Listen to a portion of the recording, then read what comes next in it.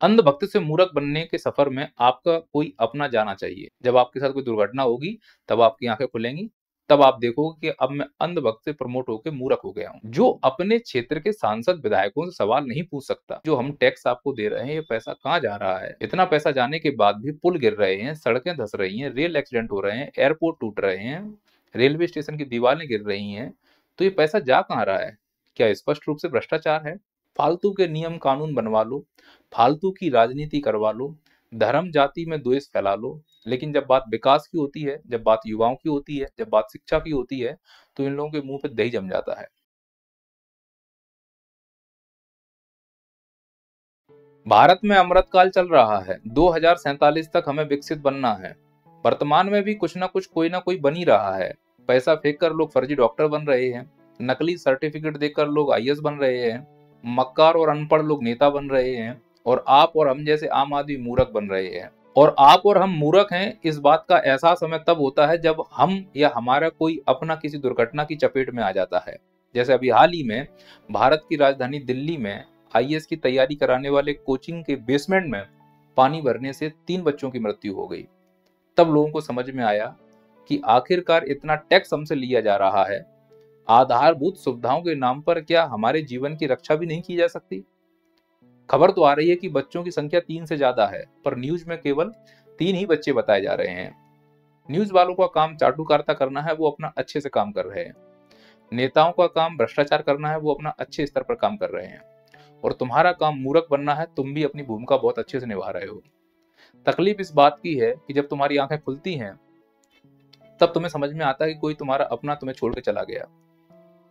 इस बच्चे का दर्द सुनिए, जो ये कह रहा है कि मैं तो चाय पीने के लिए उसको कॉल किया था और बाद में मालूम चला कि मेरा दोस्त नहीं रहा। तो कल उसका फोन नहीं लग रहा था, तो हमने फोन ट्राई किया, मैसेज किया, बट रिप्लाई नहीं आया। मैं चाय के लिए फोन किया उसको, बट वो उठाया नहीं। इंग्लिश इतनी अच्छी बोलता था कि ऐसा लगता था कोई मतलब बाहर का लड़का बोल रहा है। आप ये समझिए कि जो ये घटना हुई है भारत की राजधानी दिल्ली में हुई है। पूरी दुनिया की नजर भारत की राजधानी दिल्ली पे रहती है। भारत की राजधानी दिल्ली को जुकाम भी होता है तो विदेशों के अखबार की खबर बन जाती है।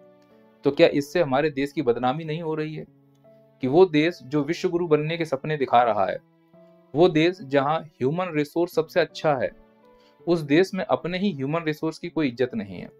आए दिन दुर्घटनाओं में छात्रों की मृत्यु हो रही है, पर सरकार के द्वारा कोई ऐसा पुख्ता प्रबंध नहीं किया जा रहा है जिससे इस प्रकार की दुर्घटनाओं को रोका जा सके।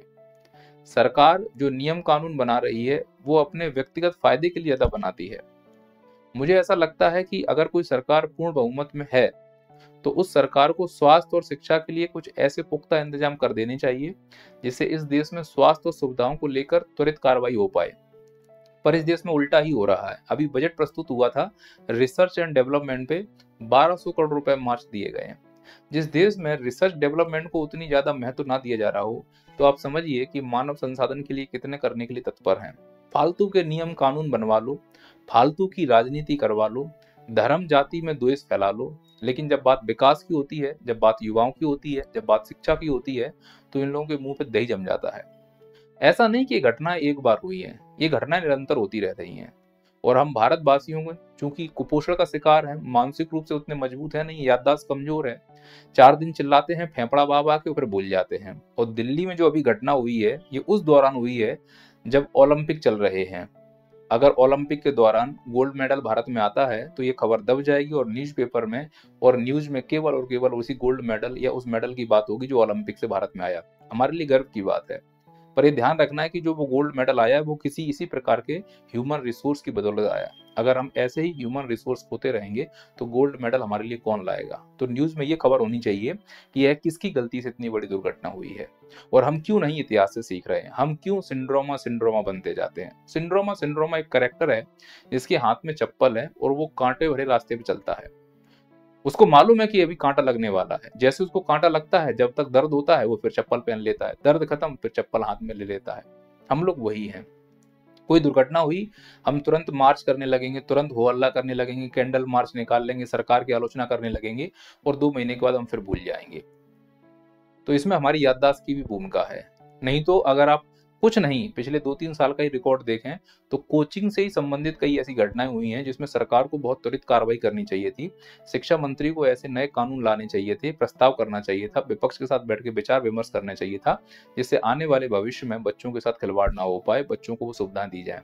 उदाहरण के तौर पर मैं आपको बताता हूँ, ये 2019 में गुजरात में कोचिंग सेंटर में आग लग गई थी। 25 से 30 बच्चे खत्म हो गए थे। सरकार ने हो अल्लाह हुआ, हम ये करेंगे, हम समिति बनाएंगे। इस देश में सबसे बुरा चलन है समिति बनाना। पहले कमेटी बनती है, फिर उसकी समीक्षा के लिए एक और कमेटी बनती है, फिर उसकी समीक्षा के लिए एक और कमेटी बनती है, कमेटी पे कमेटी, कमेटी पे कमेटी, कमेटी पे कमेटी। ऐसा लगता है कि यह देश कमेटियों से चल रही है और जब तक समय निकल जाता है हम भूल जाते हैं। तो ये दुर्घटना हम भूल गए, लेकिन वो माँ बाप नहीं भूल पाए होंगे जिनके बच्चे इसमें मरे हैं।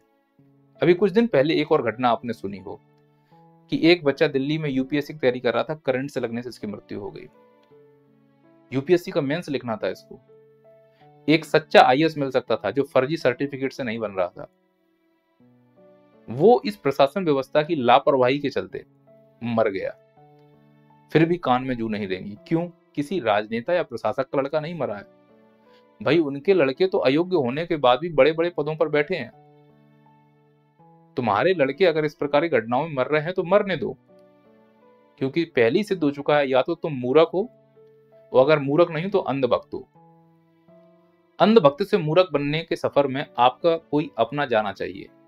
जब आपके साथ कोई दुर्घटना होगी तब आपकी आंखें खुलेंगी, तब आप देखोगे कि अब मैं अंधभक्त से प्रमोट होकर मूर्ख हो गया हूं।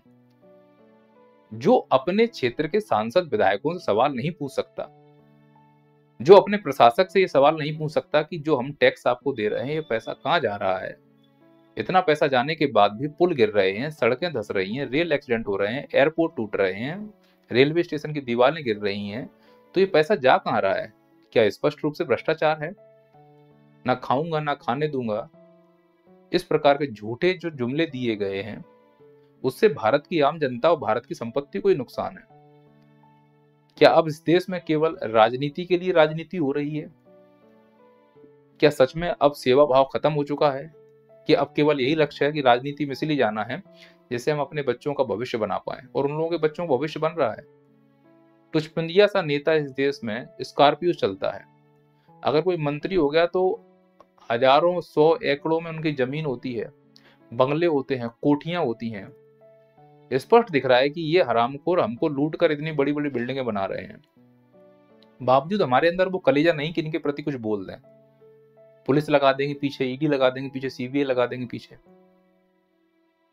आप ये सोचो कि जिस देश में भगत सिंह ने जन्म लिया, जिस देश में महाराणा प्रताप ने जन्म लिया, जो देश महात्मा गांधी ने जन्म लिया, लाल बहादुर शास्त्री, अटल बिहारी वाजपेयी, ऐसी महान विभूतियों वाले देश में आज वर्तमान में हम जैसे कायर रह रहे हैं, जो अनपढ़ नेताओं से बात करने से डर रहे हैं। इस प्रकार से हमें दबा के रखा गया है। एक ऐसा माहौल बना दिया गया कि नहीं, वो नेता है, मंत्री है, उससे सवाल नहीं पूछ सकते।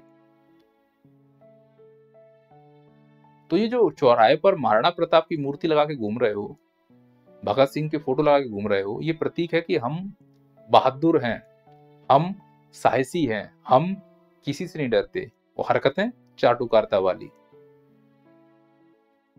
उसका परिणाम है ना कि जो तार नंगे डले हुए हैं बिजली के, वो सही होंगे कि नहीं होंगे कहने की हिम्मत ही नहीं है, क्योंकि नेताजी के तो पैर छू रहे हो, बंधन स्वागत अभिनंदन लगे हुए हो। परिणाम क्या हुआ? अब इनके जो माता पिता होंगे उनको दुख हो रहा होगा ना, और भारत को इस बात का दुख होना चाहिए कि एक अच्छा ह्यूमन रिसोर्स चला गया। हम फिर भी कुछ नहीं सीखे। फिर दिल्ली में आग लगी थी, कोचिंग इंस्टीट्यूट में बच्चे गिर रहे थे ऊपर से, वो अल्लाह हुआ, जिनके बच्चे मरे उन्हीं को समझ में आ रहा है कि क्या इतनी लचर व्यवस्था है हमारे लिए। कोई भी मंत्री रैली करता है उसके लिए कितना खतरनाक प्रोटोकॉल होता है, इतनी दूरी से रैली करेंगे, रोड खाली कर दो।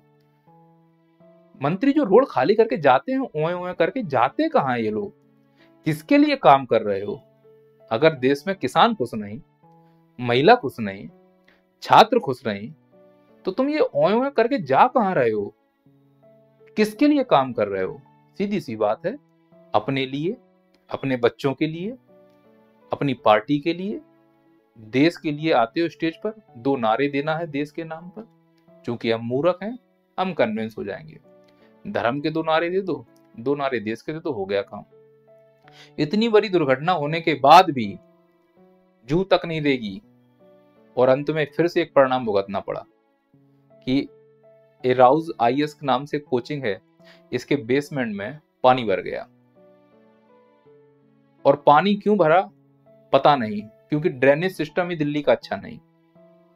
दिल्ली जिसे दुनिया देख रही है, अरे इतना पैसा रेलियो में खर्च करते हो, अनाप शनाप प्रचार में खर्च करते हो। मैं भारत के सभी राजनेताओं से कहना चाहता हूं, चाहे पक्ष में हो चाहे विपक्ष में हो, अरे बेशर्मो, भारत की शान ही दिल्ली है,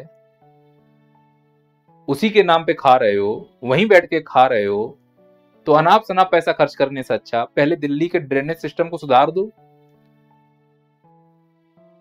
तुम्हारे बंगले के बाहर भी दुनिया है, तुम्हारी गाड़ी के बाहर भी दुनिया है, तुम्हारे एसी वाले ऑफिस के बाहर भी लोग रहते हैं, उनके बारे में भी सोचो। अगर दिल्ली के ड्रेनेज सिस्टम अच्छा होता तो ये हालत नहीं होती। और आईएएस की तैयारी करने वाले बच्चे डूबे हैं, बेसमेंट में पानी भर गया 2 मिनट में, बाहर क्यों नहीं निकल पाए? बायोमेट्रिक सिस्टम था, डिजिटल इंडिया बनाना है इस देश को। और कमाल की बात है कि आईएएस के हिस्ट्री के सब्जेक्ट में इंडस वैली सिविलाइजेशन, सिंधु घाटी सभ्यता पढ़ाई जाती है। उसके बारे में पढ़ाते हैं कि इसका नगर नियोजन बहुत अच्छा है, इसकी जल निकासी व्यवस्था बहुत अच्छी है। और शर्म की बात है कि वही आईएएस की तैयारी करने वाले बच्चे जल में डूब के मर गए। 5000 साल पहले जल निकासी व्यवस्था की हम तारीफ कर रहे हैं, सीखे क्या? क्योंकि इस देश में कथनी और करनी एक है ही नहीं। ऊपर से लेके नीचे तक जितने भी नेता हैं सब हरामखोर हैं, सब झूठ बोलते हैं, कहेंगे कुछ और करना कुछ और। तो हमें पढ़ाया कुछ और जा रहा है और जिंदगी में सामना किसी और का करना पड़ रहा है। जब ये बच्चे डूब रहे थे तो यहाँ पे जो पढ़ाई है वो काम नहीं आई, जो जीवन का स्किल है वो काम आता अगर सिखाते। किताबों में पढ़ा रहे हैं सिंधु घाटी सभ्यता में जल निकासी, अप्लाई नहीं किया जल निकासी। यूपीएससी में आपदा प्रबंधन पढ़ाते हैं कि बाढ़ आने पर कैसे बचा जाए, सिर्फ किताबों में पढ़ा रहे हैं, और जब खुद उसका सामना हुआ तो डूब के मर गए। मतलब 5 मिनट भी होल्ड कर लेते तो बच्चे मरते नहीं। आपदा प्रबंधन जो करने वाला है वही आपदा से नहीं बच पा रहा है। तो सोचो कि हमारी शिक्षा का स्तर कितना सतही है। कारण भारत के जितने भी शिक्षा मंत्री आए एक दो को छोड़कर, या तो वो मक्कार हैं, या वो अनपढ़ हैं, या असंवेदनशील हैं, या मलाई खाने के लिए बैठे हैं। उन्हें शिक्षा से कोई लेना देना नहीं है। मैं इस पूरी घटना का जिम्मेदार राव आईएएस कोचिंग को मानता हूं। उनकी लापरवाही और दूरदर्शिता की कमी की वजह से इन बच्चों की जान गई है। पर ऐसा नहीं केवल इन्हीं कोचिंग वालों की गलती है। गलती का अगर पिटारा खोला जाए तो एक लंबी लिस्ट निकलेगी। जिम्मेदारी तो मुझे लगता है सबको देनी चाहिए और सवाल आप पूछने भी चाहिए। सबसे पहले मैं जिम्मेदारी मोदी जी को दूंगा। मैं इतना पूछना चाहूंगा कि भारत में कोई भी विकास का काम होता है, कोई भी सफलता काम होता है, तो उसका सेहरा आपके सर पे आता है, आना भी चाहिए, लीडर के सर पे ही आना चाहिए। लेकिन भारत में जब जब असफलता होगी तब भी आपका ही चेहरा आएगा। फिर वो चाहे रेल एक्सीडेंट हो, चाहे एयरपोर्ट का टूटना हो, चाहे रोड का धंसना हो, या कोचिंग में पानी भरने से लोगों का मरना हो। उसका कारण भी है, जितने भी मंत्रालय हैं उनकी मिनिस्ट्री में केवल आपका ही फोटो दिखता है, उस मंत्रालय के मंत्री का फोटो दिखता ही नहीं। पहला फोटो आपका ही आएगा। मन की बात कर रहे हो, हम लोगों के मन की बात भी सुनो। आपके मन की बात ना देश का युवा सुनना चाह रहा है, ना किसान सुनना चाह रहा है, ना महिला सुनना चाह रहा है। वो 4 चाटुकार जो पार्टी को सपोर्ट कर रहे हैं, बस वो अपनी फोटो डालते रहते हैं कि आज अपने मोदी जी के मन की बात सुनी। मोदी जी जो मन की बात कर रहे हैं, आप उस पर बात कीजिए ना, पेपर लीक पे बात कीजिए, एजुकेशन सिस्टम पर तुरंत कार्रवाई कीजिए।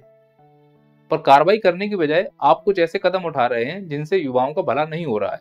आपसे उम्मीद है इस देश को, इसीलिए आपको लाया गया था, क्योंकि पिछली सरकार इससे ज्यादा मक्कार थी।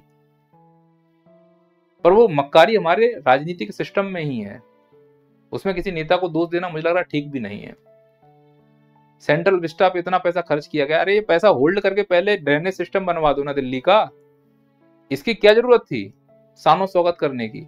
मैं ये नहीं कह रहा ये नहीं बनवाओ, पर अगर दिल्ली के ड्रेनेज सिस्टम में ब्लॉकेज है तो पूरा पहले पैसा उस पे लगाओ, जिससे पूरी दुनिया की नजर दिल्ली पे अब की बार रहे। तो कम से कम हर बार कभी सुरंग में पानी भर रहा है, कभी कोचिंग में पानी भर रहा है, कभी कॉलोनियों में पानी भर रहा है, तो ये सेंट्रल विस्टा, ये बुलेट ट्रेन, इन प्रोग्रामों को पोस्टपोन भी किया जा सकता है। पहले आधारभूत संरचना पे काम करना चाहिए। सबसे ज्यादा मैं आलोचना करूंगा भारत के आवासीय और शहरी कार्य मंत्री की। अभी इन्होंने नया नया पद लिया, इससे पहले जो थे, भाई मंत्रालय इसीलिए तो बनाया गया है, आपको पद पे इसीलिए तो बैठाया गया है कि शहर में कुछ अव्यवस्थाएं ना हो पाए, हो रही हैं, तो मैं आपकी आलोचना करूंगा और इसकी जवाबदारी मैं आपके ऊपर डालूंगा। दूसरी जवाबदारी डालूंगा मैं प्रधानमंत्री मोदी जी, आप आपदा प्रबंधन के अध्यक्ष हैं, क्या आपदा प्रबंधन की तकनीक हमारी इतनी खराब है कि एक बेसमेंट में जो शहरी एरिया था जहां पे सभी सुविधाएं हैं वहां बच्चे डूब के मर गए? तो आपदा प्रबंधन की स्थिति क्या है, इसका मूल्यांकन हमें करना होगा। अगर आप मूल्यांकन नहीं करते हैं तो भविष्य में ऐसी घटनाएं और होंगी। इसके लिए मैं जवाबदारी देना चाहता हूं, जिम्मेदार ठहराना चाहता हूं गृह मंत्री जी को। प्रशासन व्यवस्था को लेकर सवाल उठ रहे हैं, शिक्षा मंत्री के ऊपर जवाबदारी देना चाहूंगा। खैर, इनको कुछ कहने ना कहने से कोई फर्क नहीं पड़ेगा। जो व्यक्ति संसद में खड़े होकर सरेआम झूठ बोल सकता है उस व्यक्ति को शिक्षा मंत्री का पद देना ही नहीं चाहिए, मुझे ये मानना है। फिर उस टेक्नोलॉजी को जिसे हम बोलते हैं बायोमेट्रिक टेक्नोलॉजी की वजह से जैसे ही पानी भरा, इलेक्ट्रिसिटी खराब हो गई, गेट नहीं खुले और बच्चे खत्म हो गए। तो कोई ऐसा विकल्प रखना चाहिए था ना कि बायोमेट्रिक अगर फेल होता है तो स्वतः ही गेट खुल जाए। और अगर ये बायोमेट्रिक कंपनी जिसको बनाया गया है, तो क्या ये मंत्रालय जिसे हम बोलते हैं मिनिस्ट्री मंत्रालय, इसने वो कार्रवाई करनी चाहिए कि आपने किस प्रकार की तकनीक का इस्तेमाल करने के लिए अनुमति दी है। भाई प्रमाण पत्र दिया होगा ना, तो उसके ऊपर कार्रवाई करनी चाहिए। अगर कार्रवाई नहीं करते हो तो मैं मानता हूं कि आप निश्चित रूप से इसमें मिले हुए हो। और सबसे पहले उनकी कॉलर पकड़ो जो वहां के सांसद और विधायक हैं और पार्षद हैं। इन लोगों से सीधे सवाल पूछो कि तुम कहां घूम रहे थे, पूरा जीवन बंधन अभिनंदन नहीं करते रहोगे। और लास्ट में अगर बच्चे प्रोटेस्ट करते हैं तो उन पर लाठियां चार्ज हो जाएंगी। और इन सब के अलावा मैं उन टीचरों से भी बोलना चाहूंगा जो यूट्यूब पर आप बच्चों के दिलों में हो। ऐसा लग रहा है कि आप भी मोदी जी से कम नहीं हो, कथनी और करनी एक साथ। आपको मैं अवध हो जैसे बोलना चाहता हूं, आपको आवाज उठानी चाहिए। मैं विकास सर से बोलना चाह रहा हूं, आपसे तो एथिकल व्यक्ति मुझे टीचिंग लाइन में कोई नहीं लगता। अगर आप ही डर गए तो फिर बात ही खत्म हो गई, फिर तो कहने को क्या है। खान सर कम से कम बोलते तो हैं, अब दिल्ली में आके आपने भी कोचिंग खोली है, तो एक सुर में सरकार को बोलना चाहिए कि भाई इनकी व्यवस्थाओं को ठीक किया जाए। पैसे देते हैं बच्चे, कोचिंग में एडमिशन लेने से पहले कई सारे टर्म्स कंडीशन आप बताते हो, तो ये टर्म्स कंडीशन बताओ ना कि आपके पास सिक्योरिटी कैसी और सेफ्टी कैसी है। मैं आप सब लोगों से बस इतना कहना चाह रहा हूं कि चीजों को समझो। जो निरंतर घटनाएं दुर्घटनाएं हो रही हैं, देखो कोड़ को ढकने से कोड़ ठीक नहीं हो जाएगा। सरकारों का काम होता है कि जो भी दुर्घटना हुई उनको छिपा दो, लोगों तक उनकी खबर ना पहुंचे, जिससे उनकी छवि अच्छी बनी रहे। तो उनकी तो छवि अच्छी बनी रहेगी। आपने क्या खोया? अगर अभी आपने नहीं खोया तो भविष्य में आप खोने वाले हो। आप किसी भी पार्टी को माने, किसी भी नेता का सम्मान करें, पर सम्मान का मतलब ये नहीं कि आप अपने जीवन को दांव पे लगा दें। आप तो प्रश्न पूछो सीधे, ऐसा क्यों? और हमने आपको चुना है अपनी सेवा के लिए, अय्यासी के लिए नहीं। पर हमने अपने नेताओं को सेवक से सीधा अय्यास बना दिया है।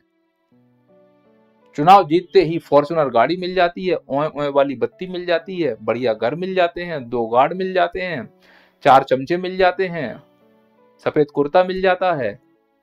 फिर उन्हें क्या समस्या दिख रही हैं? पैर धरातल पे है ही नहीं। थोड़ा सा आएंगे, गीदड़ की तरह आंसू बहा देंगे। मैं इस पर शोक व्यक्त करता हूं, आगे से ऐसा नहीं होगा। जनता को बस इतना करना है कि जिस भी क्षेत्र में घटना हो रही है उस क्षेत्र के सांसद विधायक की कॉलर पकड़ के उसी घटना के पास लाके नाक रगड़वा दो। खत्म, कुछ नहीं करना है, किसी से कुछ नहीं कहना है, सिर्फ सांसद विधायक को लाओ, वहां नाक रगड़वा दो, उसको दिखाए तेरी वजह से हुआ है। हिम्मत नहीं होगी किसी सांसद विधायक में उधर कमजोर इंफ्रास्ट्रक्चर बनाने की या ऐसी घटना को दोबारा पुनरावृत्ति करने की। इतनी हिम्मत नहीं ना। सांसद की कॉलर कौन पकड़े, विधायक की कॉलर कौन पकड़े? सही बात है, वो पहले से थोड़े गुंडे हैं, गुंडों से गुंडे ही थोड़ा ना कर लोगे। अगर हमने चुना है गुंडों को, अनपढ़ों को, मक्कारों को, तो हमें भुगतना पड़ेगा। खैर, बाढ़ की समस्या तो पूरी दुनिया में ही है, ड्रेनेज सिस्टम अच्छा नहीं है, तो अगर दिल्ली मुंबई जैसे शहरों का ड्रेनेज सिस्टम अच्छा कर दिया तो शायद सुधार हो सके। मध्य प्रदेश सरकार से भी निवेदन करता हूँ कि जो भी कोचिंगें चल रही हैं उसमें इस प्रकार के थोड़ा सा अनुशासन का ध्यान दिया जाए। मध्य प्रदेश के डिप्टी कलेक्टर से निवेदन करना चाहता हूँ, खासकर इंदौर के डिप्टी कलेक्टर से निवेदन करना चाहता हूँ, खासकर भंवरपुरा क्षेत्र में जहाँ हम लोगों की कोचिंग्स हैं, ये समय समय पर वेरीफाई करते रहें, जायजा लेते रहें। छात्रों की जान बड़ी बहुमूल्य है। जय हिंद, जय भारत।